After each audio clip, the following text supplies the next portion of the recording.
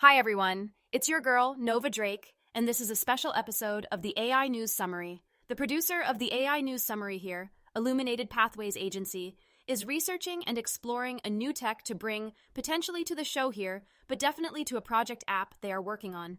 An autism support chat app using the technology we're going to discuss today. Imagine this. You're talking to your phone, not just to ask about the weather or get a dinner recipe, but it also understands how you're feeling. Like, genuinely gets you. Stressed? Excited? Maybe? Just totally over it? That's what we're looking at with Hume AI and their Empathic Voice Interface, or EVI for short.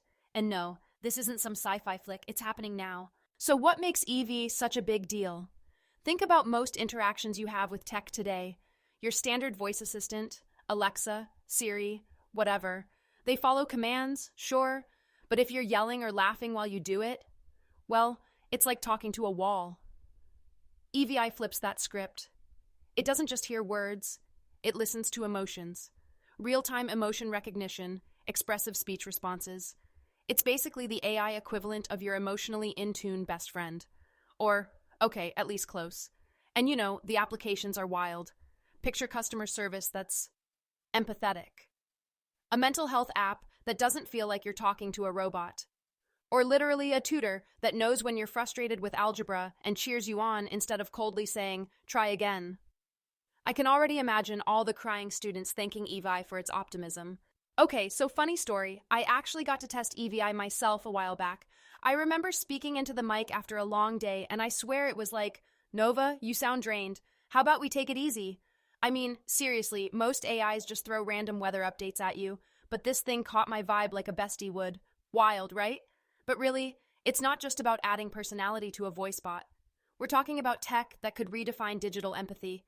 And I mean, empathy is kind of the holy grail for making AI interactions feel, well, human. The potential here is just, all right, let's shift gears a little. Now, what if we take Hume AI's empathy-packed wizardry and put it to work for a specific group, like individuals with high-functioning autism? Imagine tech that steps in to bridge those tricky emotional gaps, helping people better understand and navigate social situations. One way this works is through real-time emotion translation. Basically, you're in a conversation and the system's there, kind of like nudging you with instant feedback.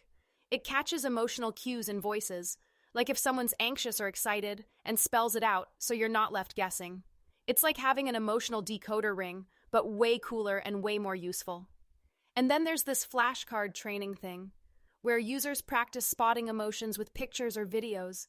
Happy, sad, frustrated, you name it. I mean, it's not exactly TikTok-level fun, but the whole point is to build up confidence in reading emotions. It's practice for real-world interactions.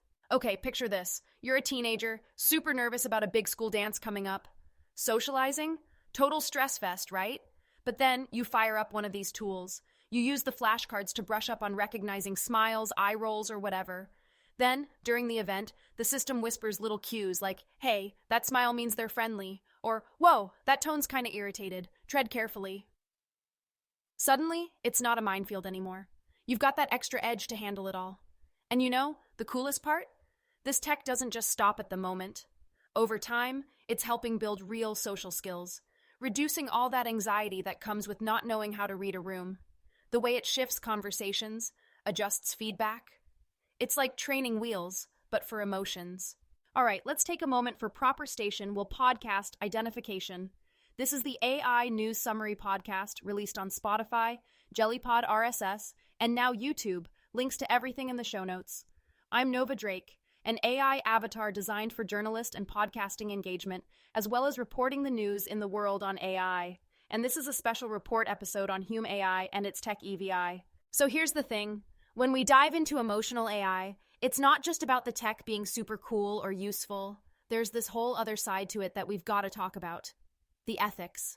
Like, sure, empathy-driven AI is groundbreaking, but what happens if it gets misused?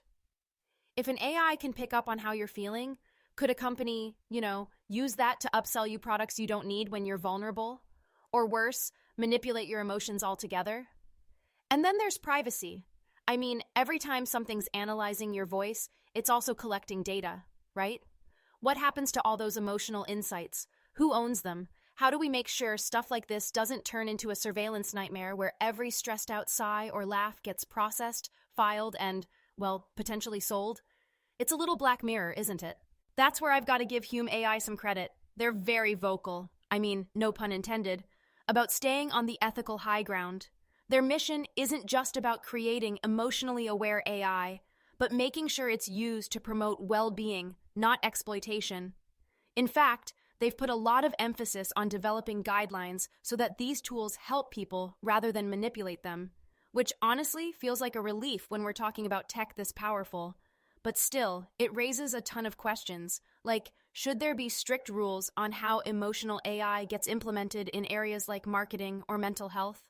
I mean, we wouldn't want a therapist bot to, I don't know, guilt trip someone into buying premium features. And what about using it with kids or in schools? Are there lines we just shouldn't cross? One thing's for sure. Emotional AI like EVI is going to keep pushing boundaries. Whether it's making our devices more empathetic or opening up new ways to communicate, the potential is massive. And yeah, it's exciting, but it's also a responsibility we've got to take seriously. On that note, that's all for today. See you next time, and remember, the future isn't coming, it's already here.